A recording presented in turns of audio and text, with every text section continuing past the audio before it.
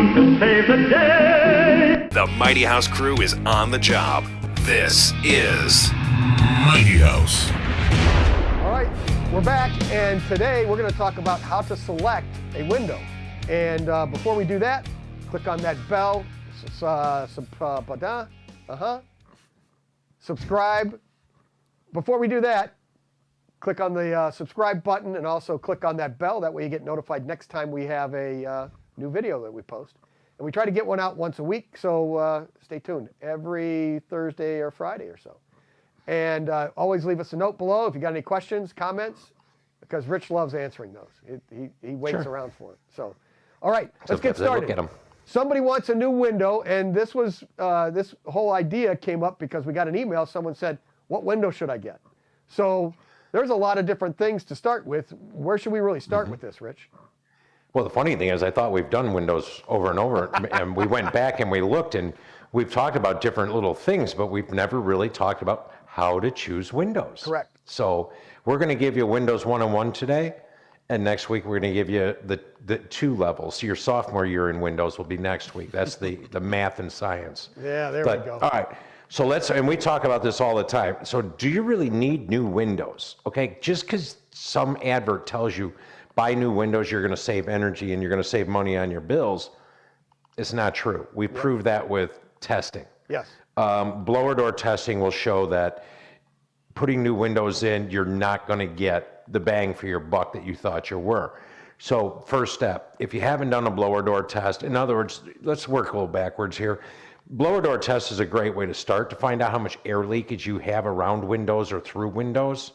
But the other things you might have is actually the air leakage around the window that's obvious. Right.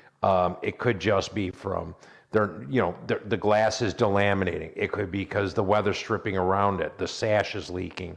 Right. So you have discolorization like on the photo because you have moisture coming in absorbed into the wood. That's going to be a problem. Right. And they might just be rotted and falling apart. I mean, Ron and I both love 100-year-old farmhomes. Right. You know what I mean? I'd love to work on a 120-year-old house. Yes. But that might be the window we have. So We what get the to make a show's new one. about, that window is beyond repair. We'll go with that. No, you have It no also has Bondo? it also has lead paint on the sash. I can tell that by the way it's cracking. Right in here. But Oh, right up here, yeah. yeah, but we want to replace that window. So what we want to talk about over the next 2 episodes is how do you determine what's the best window for that space? And it's not about the price. There's a lot of variables. So that's what we're going to do. So first, let's start with just the simple, Ron, styles of windows. Yes, yeah. So you've got a bunch of different options here, and you know what fits your home, what's already there. A lot of times you may want to put a casement window in like this, but you've had double hungs in there, and the sizes really don't want to cooperate with you when you try to switch things over. A lot of times, if you already have It a could double be the hung, style of the home too. 120-year-old farmhouse is not going to have casements. correct. Right? They're going to have single or double hung. Right, So what's the so- difference between a single hung and a double hung? So your double hung right here, where the top sash will go up and down as well as the bottom sash. If you look over here on the single, that one, the bottom's going up and down, but the top is fixed. So that's a single hung. This is a double hung. And then you have a slider where one side or the other slides goes off to the side. I really don't like those. They don't slide very well. Once they get dirt and grime in them, they're a pain in the butt. Well, here in Chicago, is it considered a single hung or is it a slider, the ones that go vertical and slide into each other? What do you mean, like this one? Vertical would be the single or double hung. Right. Horizontal, Gotcha. still a slider. It's basically a single hung on its side. Correct. Gotcha. So you go down to the next row. A casement is a single pane or a single sash that opens and closes like a regular door, right? Correct. And it seals and locks. Right. An awning is a casement on its side. Right. And now that flips up so that way it's tilted out away from the house. You could also have a hopper in a basement. You might have a hopper window where that tilts and folds in. And hoppers are okay. Hoppers will tend to go in, and awnings tend to go outside. So then you have these geometrical shapes and things like fixed windows. You have the picture window up here, which is a fixed window, and then also right in here, patio doors. So Right. Now, and most people always ask me, like, what's your preference when, if you did a house, would you use casements or double hungs? Right. And I always tell them I'd use casements. Because? They're like, why? And I said, you ever see a sliding window in a submarine? You close it and you latch it, Right. right? So with this, It's the way the window seals. Right. So depending on your climate, the casement's always going to be a better seal. Right. But that is nothing wrong with a good quality double hung or single hung, because the weather strips have gotten a lot better, and we'll get into that more in depth in a little bit. Right. So those are your basic styles of windows. these two are going to be your best. If you're worried about air leakage and you want to seal the house up the better, always go with the awning or the casement. They have locks that actually pull that sash in tight and hold it against that weather stripping. Whereas the single hungs, double hungs, they're sliding up against that weather stripping, but there's nothing pushing them against there to hold that seal tight. So that's probably your biggest difference. So if you're looking for energy efficiency, here's your ticket right here. Those will give you your best bang for your buck. Yep. As a window style. Correct. But again, if you got a 120-year-old farmhouse, not really going to look that good. You might want to go to that single hung. Right. And just a real quick word about all the mullions. The malls, depending on what window you look at, Anderson, Pella, Hurd, there's a number of brands. They all have an architect series where you can pretty much get that pattern in anything you want. Yep. Just how much money you got. That's right. Yes. They'll make it. They'll make it for you. There's a custom window Okay, there. so that's your basic styles of window. What are the main components, or not components, but what the materials that windows are made from these days? Ideally, old school way is that right there, which is your standard wood window. And, that's wood inside and out. You can do it that way if you want. A lot of maintenance on the outside. They're not going to be... Can be painted and taken care of. There's maintenance involved with them. So the other option is a vinyl window. And you can see there's a vinyl, and it's got those open areas in there, which... Right, which we call, that's a thermal break, Correct. which we talk about. That's one of the things you want to look at when you're looking at a window is if it's just a big composite piece and it's conductive. Vinyl will conduct cold, not as well as aluminum, but it does. Right. So that's why you see that kind of like two separate inner and outer with just a little horizontal band. Right. So now that's all that's going to be able to conduct the cold, Right. right, through convection, or actually conduction through there. So that's why it's minimal. And that's actually a good thing, not a bad thing. Right, So- and that's what the air is doing in here is preventing that. So that's what the vinyl is. A lot of expansion and contraction with vinyl with heat. And they're making them darker colors now. So if you're going to put a darker colored vinyl window on the south side of your house or the west side of your house, you better expect some expansion and contraction with it. So you got to keep an eye on that when you're using vinyl. If you want something a little more stable, then you might want to do a fiberglass window. And now there you can see there's a fiberglass window, and it's filled, it's solid, but fiberglass doesn't expand and contract with the heat and cold like a vinyl does.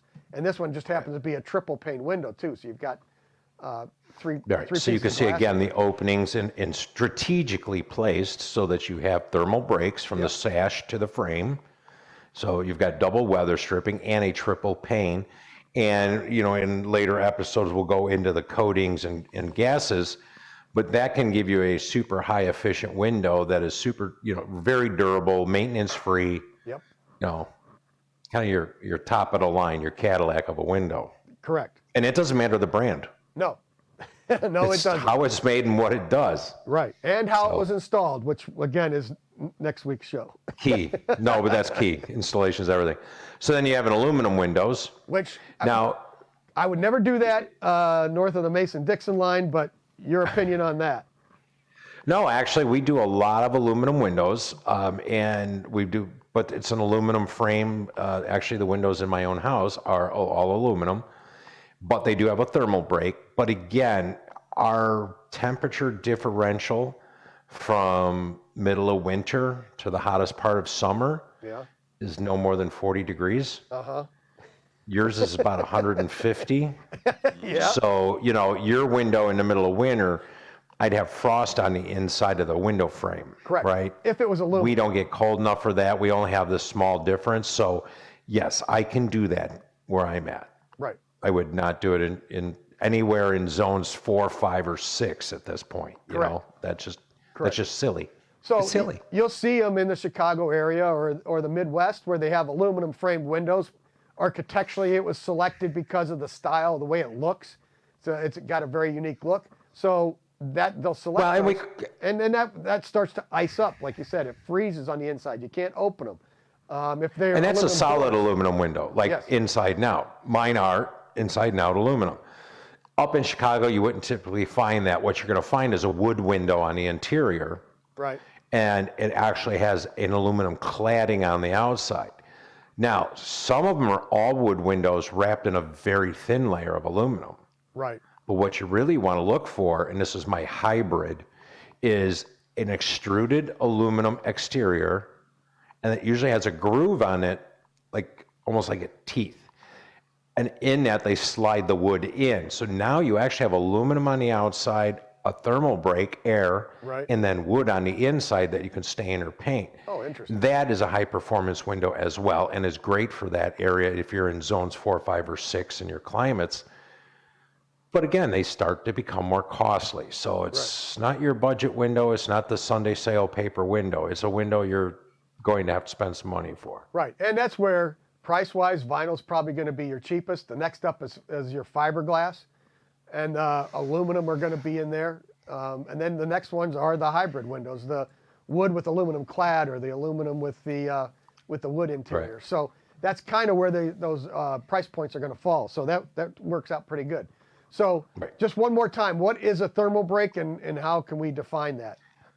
A thermal break is just any space or material that is not conductive, so that if something is this temperature outside, Right. and you're at There this you go. temperature inside, that it does not just go right through. Right. You know what I mean? You want to keep that temperature. So you've got that open space. Right here. But it could be foam filled, it could be air filled. Right. All of those are thermal breaks. What you don't want to see is just a big old lump. Right. Solid. Solid Somebody tells you, aluminum through there or look whatever." at my window. It's solid. Uh-huh. Well, that means it's conductive. So not necessarily the best thing. Yep. Okay.